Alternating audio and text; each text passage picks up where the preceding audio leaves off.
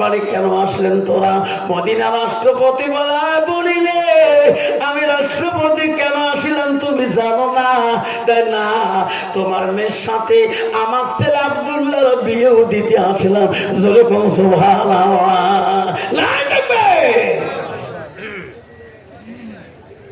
বুড়ি বলছে রাষ্ট্রপতি গো, আমরা গরিব, আমরা দুধ বিক্রি করে খাই, আপনি আমার সাথে আত্মীয় করবেন, আমার স্বামী নাই। হযরত ওমর বলছে বুড়ি রে, আমি তো দেখে আত্মীয় করি নাই, আমি তোর মেয়ের ইমান দেখি আত্মীয় করতে চাই। সুবহানাল্লাহ। আমার নবী বললেন তুমি যদি বিয়ে করতে চাও ওই নারীর গুণ দেখে বিয়ে করো। এক নম্বর গুণ দেখো, মেয়েটার ভিতরে যতই ডিগ্রি থাকুক না কেন ওই মেয়েটার ভিতরে তার ভিতরে এলেম আছে কিনা। দুই নম্বর গুণ দেখো, ওই মেয়েটাকে যদি তুমি বৌমা হিসেবে আনতে চাও ওই মেয়েটার বংশের মধ্যে মুত্তাকিন পরহেজগার আল্লাহওয়ালা লোক আছে কিনা। তাহলে তুমি বউটাকে আনো, তাহলে তোর বাড়ির মানুষ আল্লাহওয়ালা মুত্তাকিন হবে। আর নাহলে তো মুসলমান দুটা দেখে না, মুসলমান দেখে নগদ কত বাকি কত। তোমার তি নাই বাবা, আমার তি ঘটক গাড়ি কি দেবে, টাকা দিবে না ইয়াম্মা দিবে। আমার তি আছে ক্যাশত কত দিবে, 3 লাখ না 4 লাখ। মেয়ের বংশের খবর নাই, মেয়ের ডিগ্রির খবর নাই। যেরকম ঠিক সেই জন্য বর্তমান যুগের নারীরা স্বামীকেও মানে না, শাশুড়িকেও মানে না, শ্বশুরকেও মানে না, নিজের স্বাধীনতায় চলে। সেই জন্য মেয়েরা স্বাধীনতায় চলে। কান দিয়ে বিয়ে আনছি, গাড়ি বলালে কয় দেওয়ার কয় এটা তোর গাড়ি না, এটা বড় বাপ তোর হাই গাড়ি দিছে বলাস না, ঠিক না ঠিক? আব্বা দাদা আমার সোনা চানা, আল্লাহ নবীর এক স্ত্রী ছিল গো হযরতে মা আয়েশা সিদ্দিকা। নবীজি বাড়ি আসে, আয়েশা এত খুশি হয়ে যায়। আয়েশা নবীর দিকে তাকায়, নবীর হাত গুলা বোলায়, নবীকে বলে ওগো নবী আপনি যখন বাড়িতে আসেন আমি আয়েশা তোমার চেহারাটা দেখলে আমার কলিজাটা ঠান্ডা হয়ে যায়। আয়েশা এত রূপবতী নারী ছিল মা, আয়েশা এত ব্রিলিয়ান্ট তীক্ষ্ণ নারী ছিল মা। আয়েশা ছিল মদিনা রাষ্ট্রপতির প্রথম খলিফার মেয়ে। মা আবু বকর কন্যা মা, আবু বকর 2টা মেয়ে ছিল মা। বড় মেয়ের নাম ছিল হযরতে আসমা, ছোট মেয়ের নাম হলো হযরতে আয়েশা। মা আয়েশা হলো নবীজির 3 নম্বর বিবি।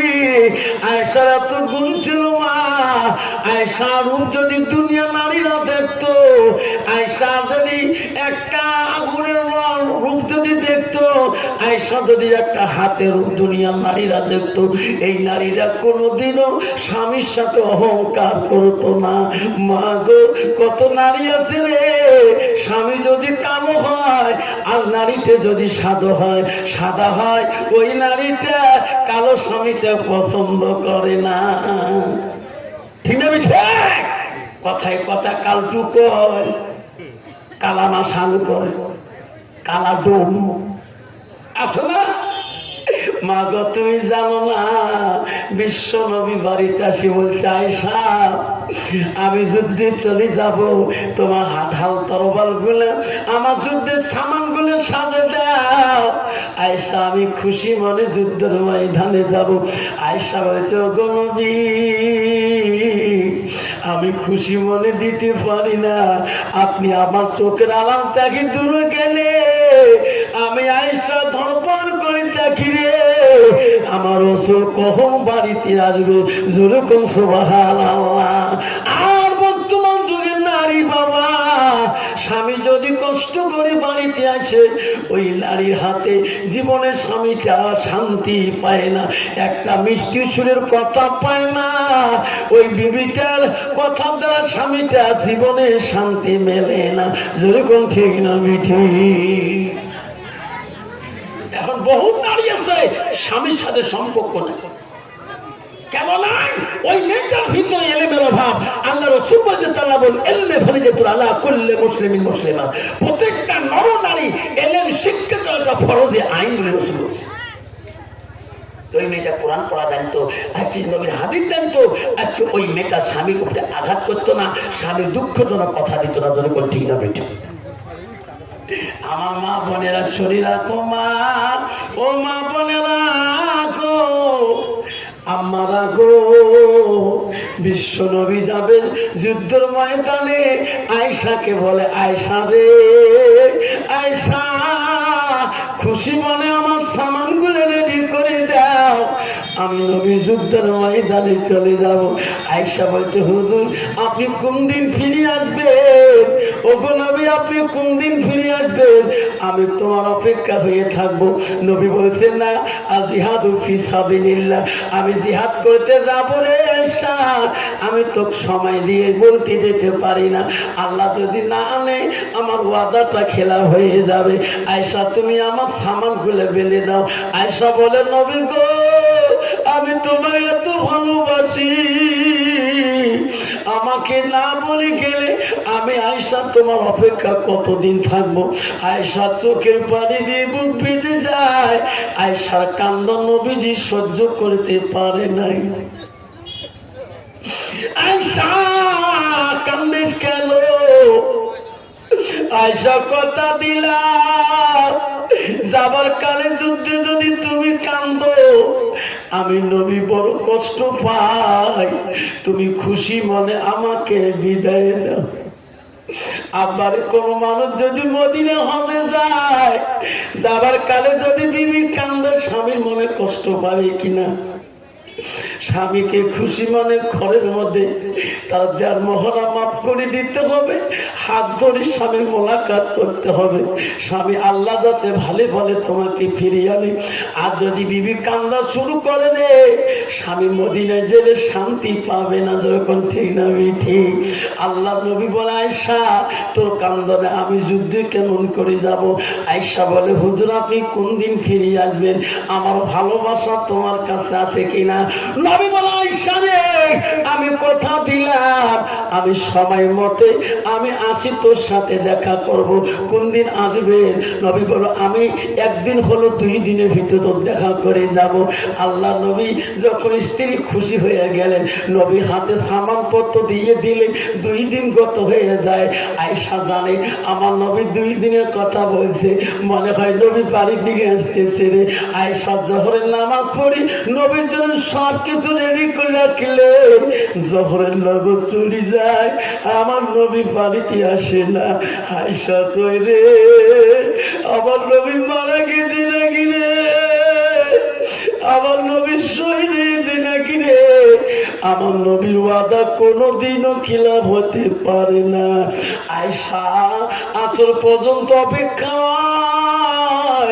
আর বারবার খায়, আমার নবীর ওয়াদা খেলাফ হইতে পারে না। আসরের নামাজ টাইম চলে যায়। আয়েশা বুক ভরা চোখের পানি দিয়ে যায়, বুক ভেজি। ওগো মওলা, আমার নবী বোঝার দুনিয়াতে জিন্দা নাই। আয়েশা মাগরিবের নামাজে দাঁড়ায় রে, কান্দে, আল্লাহর কাছে দোয়া করে আল্লাহ আমার নবী যদি শহীদ না হয়, আমার নবীর ওয়াদা খেলাফ হতে পারে না। পৃথিবীর মানুষের কত ওয়াদা খেলাফ হতে পারে, আমার রাসূলুল্লাহর ওয়াদা খেলাফ হতে পারে না। আয়েশা বলে মাবুদ রে, আজকে রাতের মধ্যে যদি আজকের ভিতরে নবী বাড়ি আসে, আল্লাহ আমি আয়েশা ওই নবীর নামে আমি 100 রাকাত নফল ইবাদত নামাজ পড়ে দেবো। যেরকম সুবহানাল্লাহ। এই ওনাজাত করার শেষে আমার রাসূল বাড়িতে আসি পৌঁছে গেলেন। আয়েশা পানি দাও, আয়েশা পানি দাও, নামাজ পড়বো। আয়েশা দৌড়ি যা পানি নবীর হাতে দিলেন। নবী উযু করলেন, নামাজ পড়লেন। আল্লাহ নবীর কাছে খিদমতে লাগে পড়লেন। আয়েশা রান্না বাড়া করলেন, নবীকে খাইতে দিলেন। আয়েশাকে নবী ডাকি বলে, আয়েশা রে, তোর ওয়াদা খিলাফ করতে পারি না। আয়েশা, আমি এত দ্রুত বেগে আছি, আমার পা হাতগুলো খুব ব্যথা করেছে। আয়েশা, আমার পা গুলো একটু টিপি দাও, একটু খিজমত করে দাও। ওই সময় আয়েশা আম্মাজন বলছে, নবী গো, আমি তোমার পা হাত টিপি দেব, আমি তোমার স্ত্রী, কিন্তু তোমার জন্য একটা আমি ভালোবাসার আল্লাহর কাছে ওয়াদা করেছি, আজকে রাতে যে পূরণ করতে হয়। আপনি আজকে একটু লেট করেছেন, আপনি আসার আগে আমি একটা আল্লাহর কাছে নিয়ত করেছি, আল্লাহর কাছে তোমার জন্য ভালোবাসা চললে আমি 100 রাকাত নফল নামাজ মান্যত করছি গরবি। এখন 100 রাকাত নামাজ পড়বো না, আপনারা আমি হাত পা গুলো টিভি দেবো। সুবহানাল্লাহ। ওগো নবী, আপনি যা বলবেন আমি আয়েশা না কব না। আল্লাহ নবী বলে, আল্লাহ আমার আয়েশা আমাকে এত ভালোবাসে, আল্লাহ আমি আসে একটু দেরি হওয়ার জন্য আমার ভালোবাসায় 100 রেখা নফল নামাজ মান্যত করেছি। কন্ত বাবা, বর্তমান যুগের নারী স্বামী যদি কোনো আসতে দেরি হয়, কবি কি আজকে যদি স্বামী 10টার ভিতরে আসে, আমি আজকে 10 রেখা নফল নামাজ পড়িয়ে দেবো। কন্ত বাবা, ওই রকম নারী আছে নাকি? 10 রেখাত মানাসিস বাড়ি আইসের পরে দেখবো কি দুতরা ডাঙায়, ঠিক না? ঠিক মা বোনেরা, আয়েশা বলছে, ওগো নবী, এখন আমি 100 রাকাত নফল নামাজ পড়বো না আমি আপনার খিদমতটা করব, আপনি যা বলবেন আমি তাই করব। আমার নবী বলে, আল্লাহ আয়েশা বেঁচে থাকলে আমি জীবনে কত না আমি খিদমত নিতে পারবো। আল্লাহ আজকে যদি আয়েশার নামাজটা চলে যায়, আয়েশা পরবর্তী নামাজগুলো পড়তে বড় কষ্ট হয়ে যাবে। আয়েশা রে, যা যা, তুমি আমার ভালোবাসা আমার মহব্বতের 100 রাকাত নামাজ পড়িবে। আয়েশা, আমি নবী বেঁচে থাকলে তোমার হাতে আমি খিদমত দিতে পারবো। আয়েশা দেয়া নামাজের মধ্যে দাঁড়াইয়া যায়, আরে 2 রাকাত নামাজ পড়িবে। নামাজ শেষের দিকে আসি গেলেন, মাত্র 2 রাকাত নামাজ আদায় করলেন। আল্লাহ বলল, জিবরাইল রে, জিবরাইল যা, আমার নবী এত ক্লান্ত রে জিবরাইল, আয়েশার নামাজ আর পড়া খাবেন। জিবরাইল রে, আয়েশাকে বলি দে, ওই 2 রাকাত নফল নামাজ বসে পড়বে, আর বাকি নামাজ পড়া লাগবে না। সারা রাতে আবার নবীর খিদমত করবে। জিবরাইল, আমি আল্লাহ আয়েশার নামে 98 রাকাত নফল নামাজের সওয়াব আমি তার আমল নামে লিখিয়ে দেব। মা বলেন, আমারা ও মা, তোমার স্বামী যখন রাখবে, মা বাড়ির বাজার থেকে আসতেছে, জাঙ্গার হাটে আছে, তুমি যে নামাজে দাঁড়াইছো তোমার স্বামী কিন্তু জানে না। মা, তুমি ঘরের দরজা দিয়ে নামাজ পড়তেছো, স্বামী জানে না। মা, যদি ফরজ নামাজ হয় নামাজ নষ্ট করবা না, যদি সুন্নাত নামাজ হয় নষ্ট করবা না, আর যদি নফল নামাজ পড়তেছো মা, 1 রাকাত যদি পড়ছো সঙ্গে সঙ্গে নামাজে নিয়ে ছাড়ে দেবা। ওই নফলতা কি তোমার স্বামীর কথাটা বেশি সওয়াব। জোরে কোন সুবহানাল্লাহ।